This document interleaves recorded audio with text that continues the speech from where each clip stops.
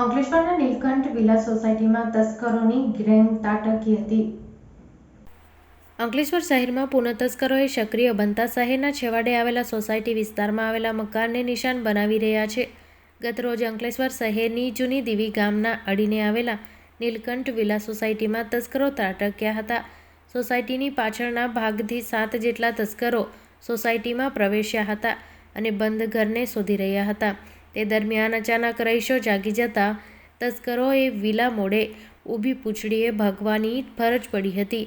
સમગ્ર ઘટના સોસાયટીમાં એક મકાનમાં લાગેલા સીસીટીવીમાં કેદ થઈ જવા પામી હતી, જેમાં લપાતા છુપાતા ગાડીના ઓથે સંતાઈને ચોરી કરવાની તક શોધતા તસ્કરો નજરે પડ્યા હતા.